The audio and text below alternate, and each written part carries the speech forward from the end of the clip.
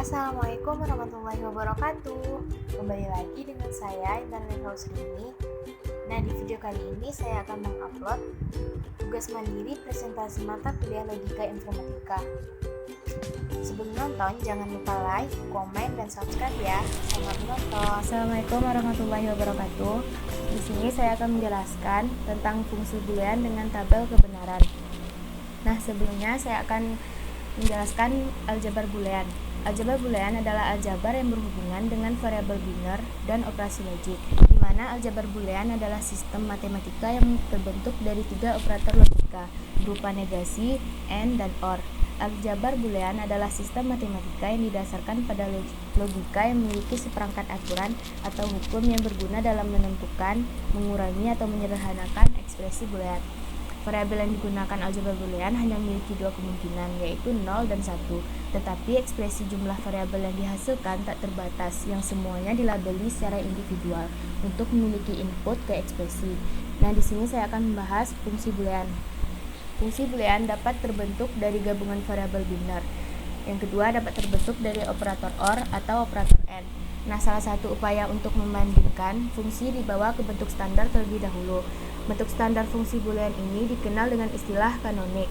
Bentuk kanonik merupakan fungsi boolean yang diekspresikan dalam bentuk SOP atau sum of product, atau POS yaitu product of sum dengan minterm atau maxterm. Kanonik memiliki literal yang lengkap, sedangkan bentuk baku ia mempunyai literal yang tidak lengkap.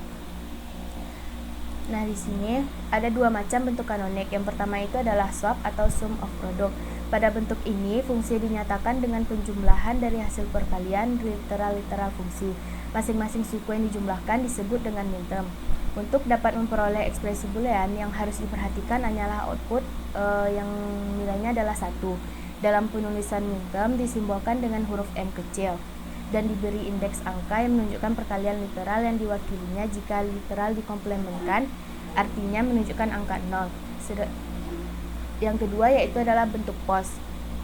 Pada bentuk ini, fungsi yang dinyatakan dengan perkalian dari hasil penjumlahan literal-literal fungsi.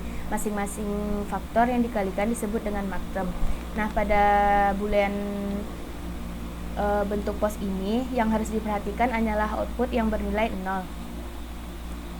Dalam penulisannya, maxterm disimbolkan dengan huruf M kapital. Nah, ketentuannya yang pertama itu SOP. Di sini ketentuannya pemetaan fungsi f, x, y, dan z. Nah, maka nanti x aksen, y aksen, dan z ditambah dengan y, z aksen, x, y aksen, z aksen ditambah dengan x, y, z. Setiap suku term disebut dengan minterm. Yang kedua adalah POS, yaitu fungsi g, x, y, z. Hasilnya nanti adalah x ditambah y ditambah z, lalu dikali dengan x ditambah y aksen ditambah z aksen, dikali dengan x ditambah y aksen dan z aksen. Maka hasilnya x aksen ditambah y ditambah z aksen dikali dengan x aksen, y aksen, dan z aksen. Setiap sukunya itu disebut dengan maxterm. Nah, di sini saya akan menjelaskan tabel kebenaran boolean dalam bentuk kanonik dan baku. Tabel kebenaran adalah tabel yang memuat semua kemungkinan atau kombinasi masukan serta keluaran dari kombinasi tersebut. Pada umumnya, tabel kebenaran yang memiliki nilai n, maka masukannya mempunyai 2 di pangkat n. Berikut tabel kebenarannya. Membuat ekspresi boolean dalam bentuk SOP dan POS memiliki tabel kebenaran ini. Nah, di sini saya misalkan ada 3 peubah yaitu A, B, dan C. Nah, di sini hasilnya dalam penyelesaiannya, jika dia bentuk SOP, maka yang dilihat itu adalah Y yang bernilai 1. Maka di sini Y yang bernilai 1 adalah pada M1, M3, M5, dan M7. Nah, di sini Y-nya itu A dikali B dikali untuk M yang pertama itu adalah yang ini, M yang ketiga adalah ini, yang M yang kelima adalah ini, dan M yang ketujuh adalah yang ini. Nah, jadi sigma Y-nya itu adalah 1, 3, 5, dan 7. Sedangkan dalam bentuk POS, maka yang dilihat adalah Y sama dengan 0. Y sama dengan 0 itu adalah yang pertama, yang ketiga, yang 0, yang kedua, yang keempat, dan yang keenam.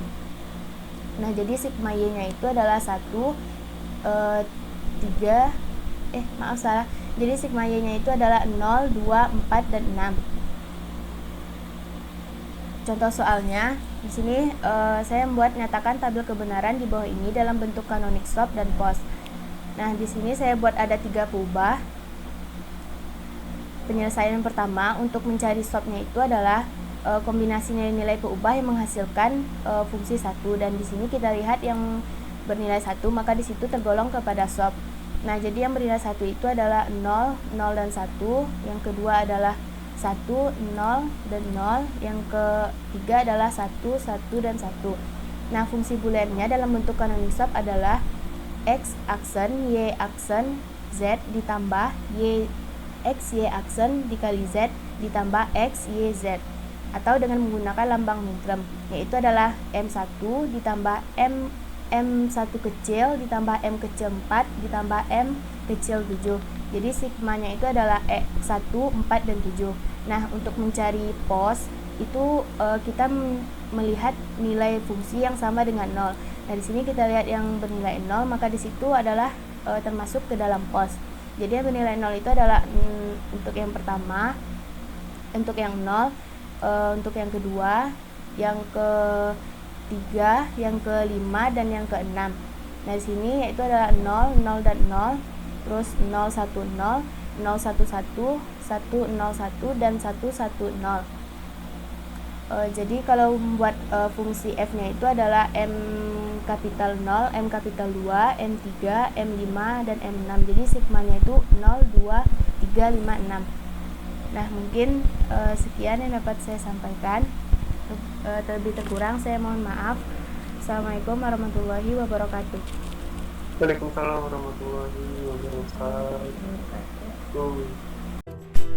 Terima kasih sudah menonton. Nah, mungkin sekian. Assalamualaikum warahmatullahi wabarakatuh.